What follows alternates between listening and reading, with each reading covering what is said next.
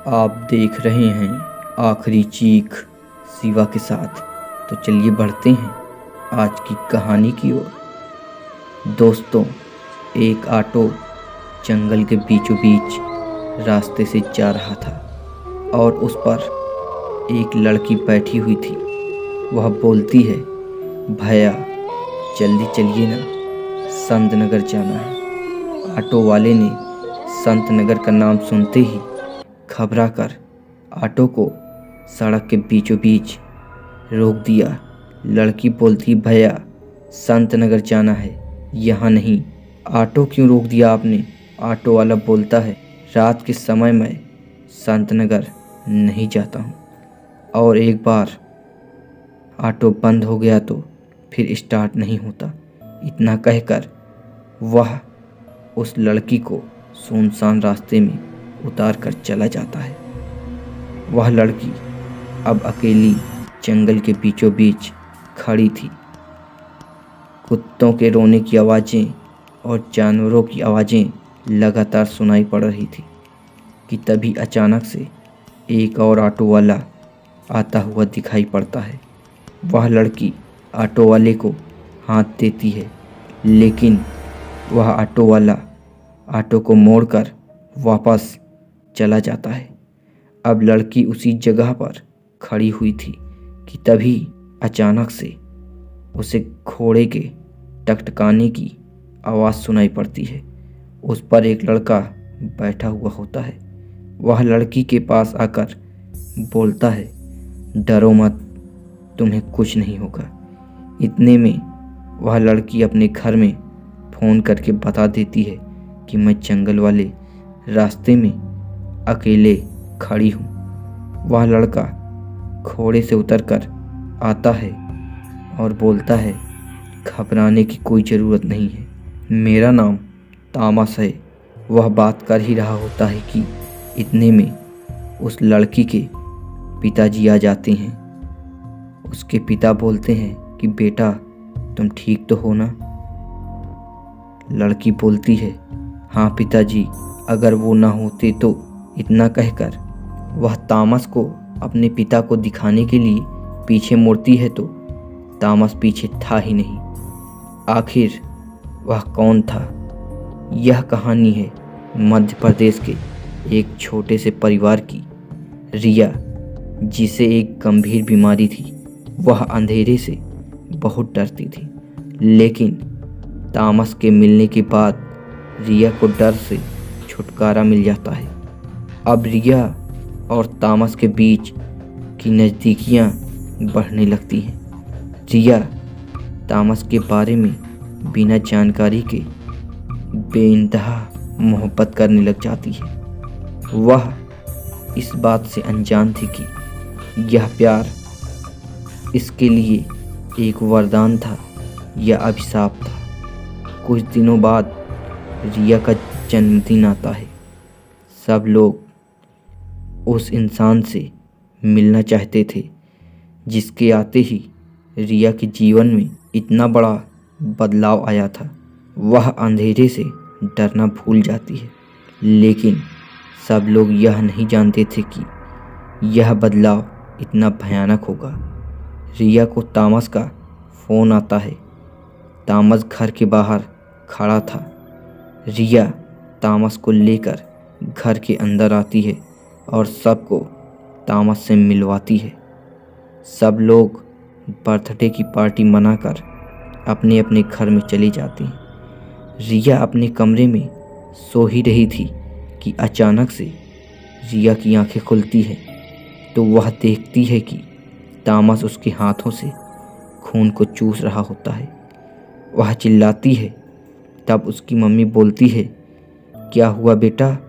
तामस तुम्हारा बाहर इंतज़ार कर रहा है। यह सुनकर रिया का होश उड़ जाता है। रिया सोचती है कि शायद यह मेरा वहम होगा। तामस और रिया दोनों बाहर डिनर के लिए जाते हैं। डिनर करके रिया और तामस कार के पास पहुँचे ही थे कि कुछ लड़कों ने रिया के साथ बदतमीजी करने की कोशिश की। तब तामस बोलता है, रिया, तुम अंदर जाओ। रिया कार के अंदर चली जाती है।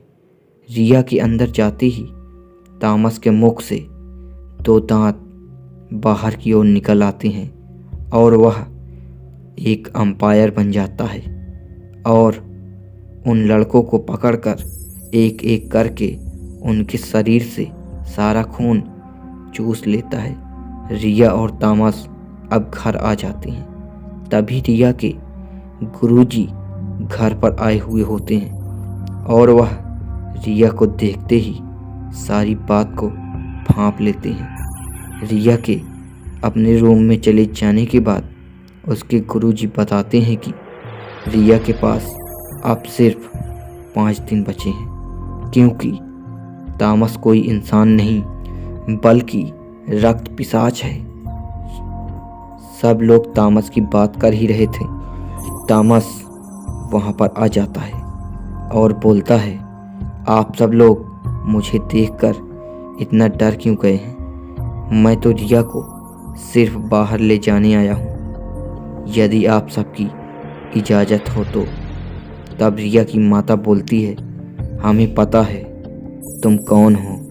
रिया के पापा बोलते हैं, मैं नहीं मानता कि तामस रक्त पिशाच है। वह यही सब कहते हुए तामस के निकट पहुंच जाता है। इतने में तामस रिया के पिता का सिर पकड़कर गले से सारा खून चूस लेता है। रिया के पिता उसी जगह पर गिरकर मर जाते हैं। अचानक से घर की लाइट बंद हो जाती है और सभी लोग मंदिर में घुस जाते हैं। तामस रिया को पुकारता है, रिया बाहर आ जाओ। अपने तामस के पास जिसे तुम बचपन से महसूस करती थी और तुम्हारे 18वें जन्मदिन के 5वें दिन में मैं तुम्हें अपने साथ ले जाऊंगा। तुम्हारी जैसी लड़की करोड़ों में एक पैदा होती है, इसलिए मैं तुम्हारी आत्मा पर कब्जा करके मैं और भी ताकतवर हो जाऊंगा। रिया, मैंने 18 साल से तुम्हारा और इस अमावस की रात का इंतज़ार किया है। रिया, आधी रात होने वाली है। तभी रिया के चाचा बाहर आ जाते हैं। रिया की चाची उन्हें बचाने के लिए कमरे से बाहर आ जाती है तो वह बाहर का नज़ारा देखकर दंग रह जाती है, क्योंकि बाहर हवा में एक शर्ट उड़ रहा होता है जिसका ना ही हाथ था और ना ही पैर।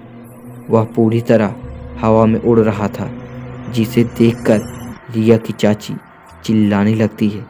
इतने में रिया के चाचा उसे पकड़कर अंदर ले जाते हैं और वह रिया की ओर देखते हुए बोलता है, चलो रिया।